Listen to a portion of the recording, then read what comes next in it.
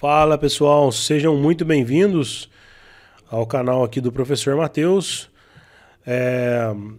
Nesse vídeo eu vou fazer com vocês aqui a correção da avaliação, tá certo?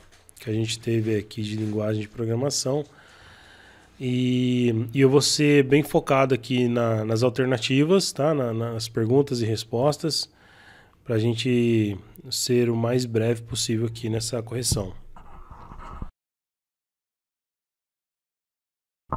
Só ajustando um pouquinho o áudio aqui para ficar legal. Pessoal, então vamos lá. Na primeira pergunta, antes de começar, né, obviamente, aquele triplo C, né? Curta, comenta e compartilha, tá bom? Já deixa o like, né, e faça o seu comentário no final, tá bom? Deixa o seu comentário, isso ajuda muito na relevância do canal. Então vamos lá. Primeira pergunta, escolha a definição correta para fluxogramas ou diagramas de dados, que foi o que a gente trabalhou aqui até então, tá? Nessas últimas 2 semanas de aulas, tá bom? Pessoal, eu foquei a avaliação em fluxograma porque é bem visual, então assim, mais fácil de fazer e de responder as alternativas aí, tá bom? A melhor nota foi 8, tá bom? E as questões mais complexas, a maioria dos alunos acertaram. E algumas questões simples ali, né? Eu acho que foi erro bobo, erro assim de pegadinha, de falta de atenção na hora de responder. A maioria fez antes do término da primeira aula, então vocês tiveram uma média de 20 minutos para fazer essa avaliação. Então acho que talvez se ficasse um pouquinho mais refletindo ali a respeito da alternativa que você ia marcar, talvez teríamos um 10 aí ou mais, né? Então vamos lá. A primeira pergunta aqui, vamos lá, escolha a definição correta para fluxogramas ou diagrama de dados. O fluxograma foi criado para compreender melhor a sequência de passos de um código em linguagem de programação em sua fase inicial de aprendizado. A maioria colocou essa, tá bom? Depois a B, o fluxograma não é composto, também não é essa, porque o fluxograma é composto por símbolos gráficos. A C, o fluxograma foi criado para compreender melhor a sequência de passos de um código em linguagem de programação e é composto por símbolos. A D, o fluxograma não é utilizado em linguagem de programação, não é essa. A E, o fluxograma é representado através de códigos ou pseudocódigos. No caso aqui, a alternativa é a alternativa C, tá bom? O fluxograma foi criado para compreender... Deixa eu ver se consigo selecionar para vocês.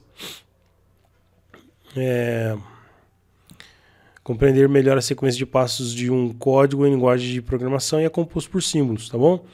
A segunda, marque a opção que melhor descreve o símbolo de fluxograma. Aí, no caso, eu coloquei o símbolo para vocês aqui. Esse símbolo aqui, pessoal, é o símbolo de processo, tá? Então, quando a gente faz...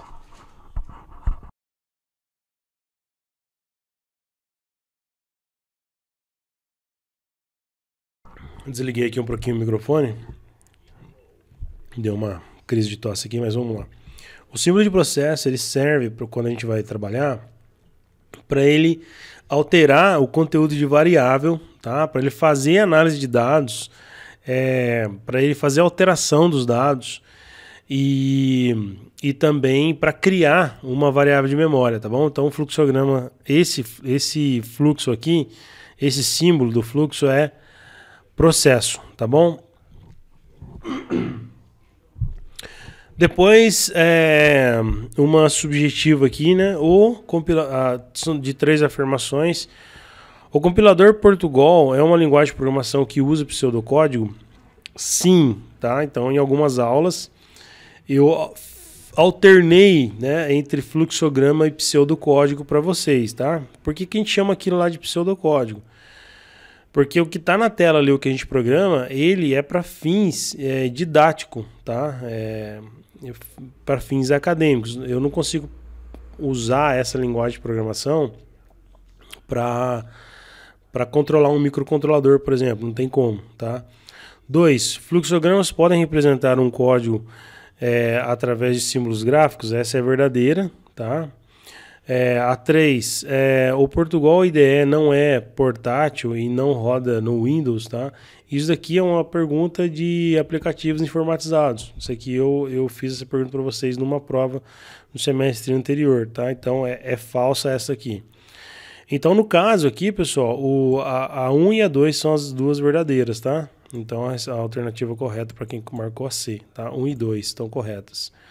Depois aqui, né, a opção que melhor descreve esse símbolo aqui, né? Esse símbolo aqui, a maioria colocou como entrada de dados.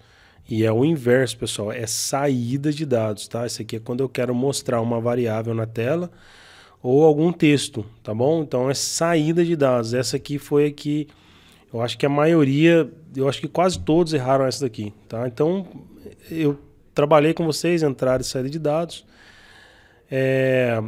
Entrada de dados eu não coloquei aqui, poderia ter, se eu colocasse entrada e saída aqui, vocês acertariam. Então eu resolvi colocar uma só para poder já né, gerar essa dúvida em vocês e vocês refletir mais sobre o símbolo aqui, tá bom? Depois a 5, né, a alternativa para memória, para variável de memória, tá certo? Então aqui, ó, marque a opção que descreve corretamente o que é uma variável de memória e sua função. Então, uma variável de memória é um espaço da memória do computador destinado a um dado que é constante. Então aqui já não é uma variável, ou é variável ou é constante, tá? Então não é a alternativa A. B. Uma variável é um espaço na memória do computador destinado a um dado que é alterado durante a execução do algoritmo. Beleza? Até aqui ok. Para funcionar corretamente, não há necessidade de as variáveis serem definidas por nomes e tipos. Então a segunda parte aqui não confere, tá? Não há necessidade. Há sim uma necessidade dela ter um tipo e um nome, como eu mostrei para vocês na última aula, semana passada.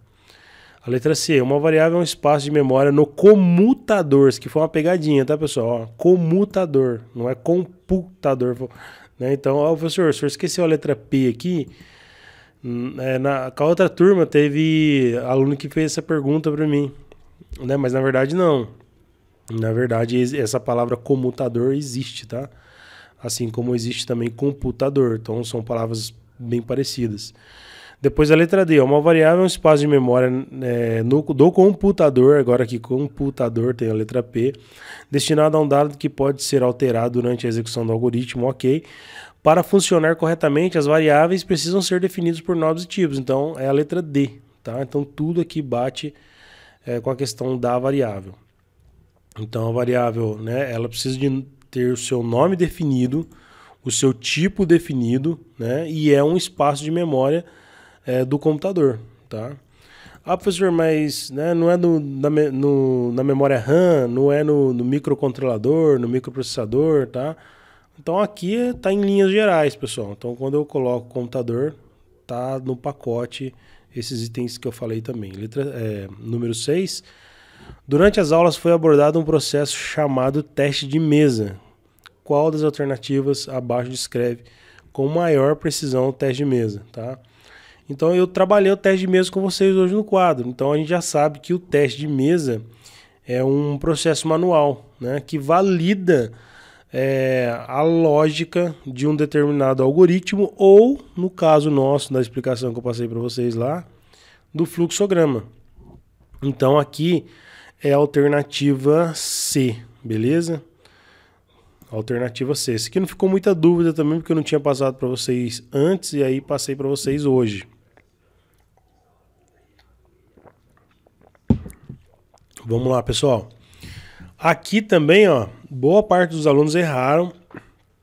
E na explicação lá do teste de mesa, eu usei esse símbolo propositalmente. E lá na explicação eu falei, gente, ó, esse símbolo aqui, ele pode ser tanto decisão ou repetição. Depende de como segue o fluxo aqui. Então, se o fluxo volta, falei que não ia me estender muito, já estou abrindo até o Portugal aqui, né? O professor gosta de falar, gente. Quanto tempo de 9 minutos? 9 minutos, já não me aguento na sala de aula, né? Vai me aguentar em casa agora assistindo o vídeo. Mas tudo bem, ó. Então vamos pegar um ciclo de repetição aqui, ó.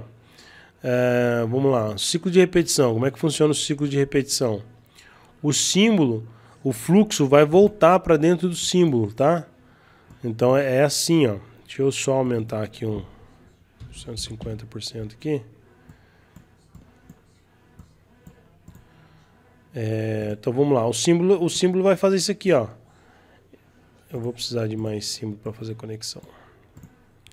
Ó, ele vai sair de um símbolo, de um fluxo para o outro, certo? Aqui nós temos um ciclo de repetição. Por que um ciclo de repetição? Porque ele vai voltar para o próprio símbolo, né? Então aqui eu tenho um ciclo de repetição. Aqui eu tenho um ciclo. Desculpa, um ciclo não. Uma estrutura de decisão, tá? O que a estrutura de decisão faz? Ela toma duas decisões e segue a estrada dela, entendeu? Ela não fica, ela não volta para ela mesma, né? Então, o ciclo de decisão, ele toma a decisão e segue adiante. Ciclo de repetição, ele volta de novo para fazer o teste. Então, esse símbolo aqui, ele é tanto decisão quanto repetição, tá bom? Então, quando volta, repete. Quando não volta, é decisão, ele segue a vida. Então, aqui, ó, era a questão A, decisão e repetição. Essa daqui não vou nem comentar, né? Acabei de usar aqui, ó. Acabei de usar aqui o amarelinho aqui, ó, que é o conexão, isso que ficou de graça para vocês. A 10 também aqui, só saltando a 9 aí, ó, também ficou de graça, né? Que é o terminador aqui, todo mundo acertou essa. E a 9 aqui, teríamos que observar o desenho que eu coloquei aqui para vocês, que foi uma das explicações que eu dei para vocês em aula também. Eu coloquei isso aqui no quadro, tá? Então a maioria acertou também. No caso aqui, observe a figura, né? Considerando que a variável A é igual a 16, responda qual será a saída. Se a variável A é igual a 16, então eu tenho que duas saídas. Isso aqui é uma estrutura de decisão. Ele está verificando, A é maior ou igual a 15? Então sim, por quê? Porque a A está valendo 16, logo 16 é maior do que 15. Então a saída aqui vai sair para verdadeiro, tá? E aí a maioria colocou aqui verdadeiro, beleza? Aí o gabaritinho, a maioria já preencheu para mim aí, show de bola, e encerramos por aqui. Pessoal, só para encerrar essa aula, vou deixar para vocês um link no box de informações que eu passei para o Breno, e eu vou pedir para o Breno encaminhar para a galera aí, ó. tinyurl.com/Portuga 2022, tá? Esse link aqui é o link para você fazer o download do Portugal para quem quiser testar em casa aí. Gente, vale muito a pena vocês dar o pontapé inicial por aqui, tá bom? Coloquei Portuga aqui, coloquei 2G, é um só, beleza? Para quem quiser colocar em prática aí os conhecimentos de linguagem de programação. Começar por aqui, pessoal, é o melhor caminho, porque vai te dar uma base sólida aí para tudo que vocês vão ver pela frente. Tem dois grupos aí que já está mexendo com programação, e aí a gente está pegando o código, né? Tá copiando, colando. Isso é bom porque vocês já vão ter uma experiência legal com os códigos que nós vamos ver pela frente. Mas esse caminho aqui, ele é bem conceitual e dá para vocês uma noção muito boa de como que o código funciona e as alterações que vocês podem fazer nele. Por isso que existe essa disciplina de lógica de programação, beleza? Lógica e linguagem de programação. Pessoal, quase 15 minutos, vou ficando por aqui então. Se você ficou até aqui comigo, né, inscreva-se aí no canal, deixa aquela curtida novamente, compartilhe esse vídeo lá no grupo com a galera e eu fico à disposição aí para vocês. Eu vou ver se eu consigo deixar no link, no box de informações aqui do vídeo, o link por Portugal, o link para a prova e o gabarito da prova também, beleza? Até mais então, aquele abraço.